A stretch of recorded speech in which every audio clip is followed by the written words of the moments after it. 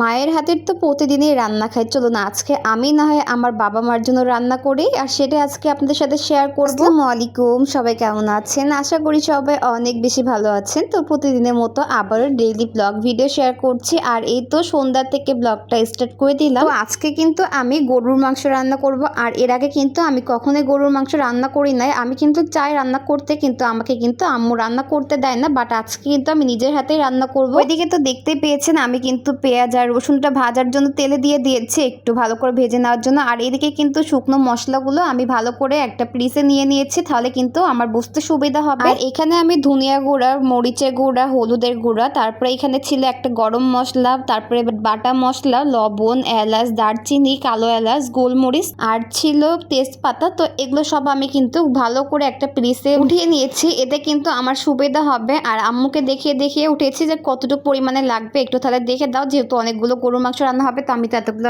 রান্না কখনো করি নাই, তাহলে তুমি একটু যদি পাশ থেকে দেখিয়ে দাও তাহলে তো আর কোনো সমস্যা নেই। তো এদিকে আম্মু কিন্তু আমি উঠাইলাম, আর আম্মু কিন্তু পাশ থেকে বললো হ্যাঁ ঠিক হচ্ছে নাও। আর এই তো আমি কিন্তু বলতে বলতে কিন্তু মশলাগুলো কিন্তু পেঁয়াজ আর রসুনের সাথে কিন্তু দিয়ে দিয়েছি, আর এটা কিন্তু এখন ভালো করে কষিয়ে নিতে হবে। আর এই তো কষিয়ে নেওয়ার জন্য যে পিসটাতে নিয়েছিলাম মশলা, ওটাতে লেগে থাকা মশলাগুলোর সাথে একটু পানি দিয়ে মশলাটা কষিয়ে নিচ্ছি। আর এখানে যতবার আপনি কষিয়ে নিতে পারবেন ততই বেশি ভালো, কারণ যে কোনো মাংস বা তরকারিতে যদি কষিয়ে বেশি রান্না করা হয় তাহলে কিন্তু সেটা খেতে বেশি টেস্ট হয়। আর আমি এখানে কিন্তু 2বার কষিয়ে নিয়েছি পানি দিয়ে। অল্প পরিমাণে, বেশি পানি দেওয়া কিন্তু যাবে না, একেবারে সামান্য পরিমাণে পানি দিয়ে কষিয়ে নিতে হবে, তাহলে কিন্তু টেস্টটা অনেক বেশি হবে। আর বেশি কষিয়ে নিতে গেলে কিন্তু দেখবেন যে মশলা কিন্তু গলে যাওয়ার সম্ভাবনা থাকে, যেমন পেঁয়াজ আর রসুনটা। এই তো কথা বলতে বলতে কিন্তু মশলাটা ভালোভাবে কষিয়ে নেওয়া হয়ে গেছে। আর এদিকে কিন্তু তেজপাতাগুলো দিতে ভুলে গিয়েছিলাম, তো তেজপাতাগুলো দিয়ে দিলাম। আর এদিকে কিন্তু যে মাংসগুলো ধুয়ে রেখে দেওয়া হয়েছিল সেগুলো কিন্তু পানি ঝরায় তুলে নিয়ে আমি কিন্তু দিয়ে দিচ্ছি মশলার ভিতরে। মাংসগুলো কিন্তু পানি ঝরিয়ে উঠিয়ে নিবেন, তাহলে কিন্তু মাংসগুলোতে পানি থাকবে না, কারণ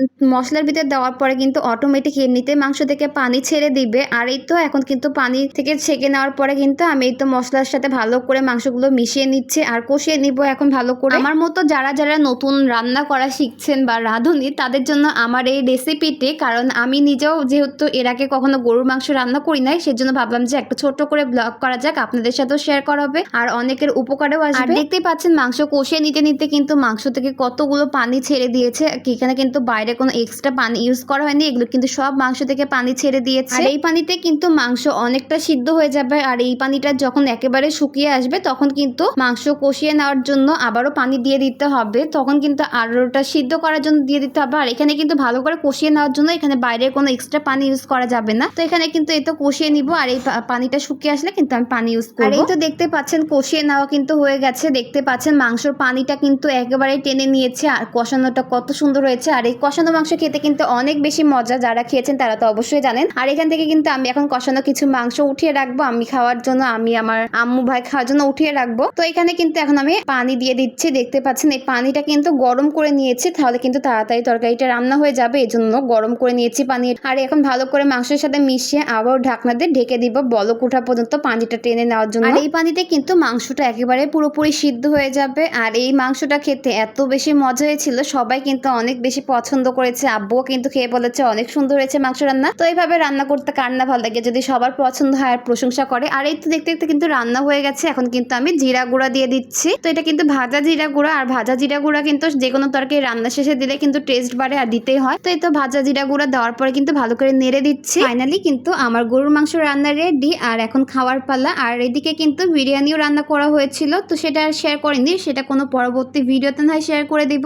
আর আজকের ভিডিওটা কেমন লেগেছে অবশ্যই কমেন্ট করে জানাবেন। সবাই একটু বাবা মার জন্য এভাবে রান্না করতে পারেন, অনেক বেশি তারাও খুশি হবে, আপনারও অনেক বেশি ভালো লাগবে বাবা মার জন্য যদি নিজের হাতে রান্না করে খাওয়ান। সেটা মূলত আমার কিন্তু রান্না করতে অনেক বেশি ভালো লাগে। আর এই তো অবশেষে কিন্তু আমি গরুর মাংসটা রান্না করেই ফেললাম, আমার স্বপ্নটাও পূরণ হয়ে গেল যে রান্না করব। তো ভিডিওটাতে অবশ্যই একটা লাইক, কমেন্ট, শেয়ার করবেন, আর পেজটা ফলো করবেন, চ্যানেলটা সাবস্ক্রাইব করবেন। আল্লাহ হাফেজ, আসসালামু আলাইকুম।